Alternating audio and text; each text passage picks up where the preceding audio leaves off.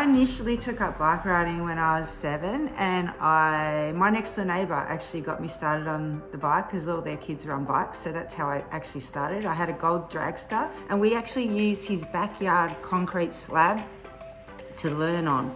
So he used to run behind us, and we'd ride in circles around the concrete slab. So I progressed from all the way back on my dragster through to winning gold medals and like competing in crazy events and crazy crit races around Wollongong with pros. And yeah, I think I threw myself into those experiences just wanting to learn and experience all the ups and downs that came with them. And if I didn't do that, then I wouldn't be the coach I am today.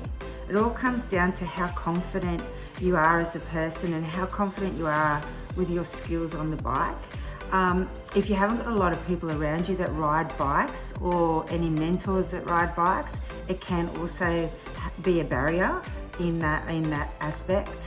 Stopping and starting require a little bit of practice, and just getting yourself going on the skills such as balance and control are all practice skills that are needed to be nailed before you feel confident to ride.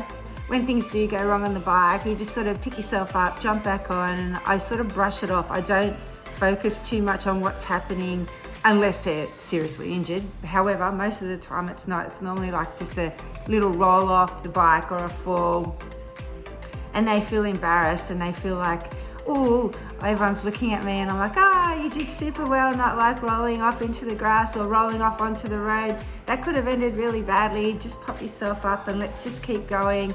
And then I make them get straight back on the bike without them even thinking about it.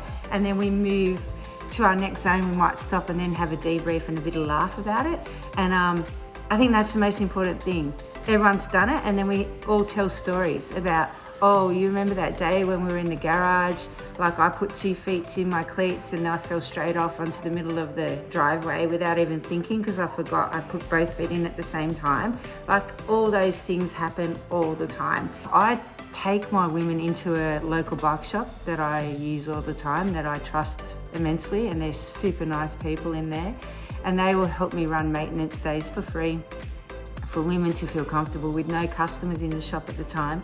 So we will go in there and we'll do bike maintenance, like changing tyres, asking any questions that they want to ask at that time that might seem silly to them, but it's just a question that people want to know. So the guys in the shop are so welcoming to that experience, and they will answer all the questions without the women feeling, silly or, not confident.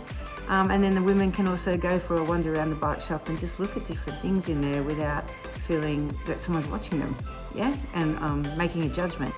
One of my proudest moments, just seeing people fly. What are you saying? Faster the better, eh? What's going on? I don't know. Are you, Zoe? I know. It's like crying, going down hills, or the thought of going down hills, and now I'm like, faster. You're a changed person. I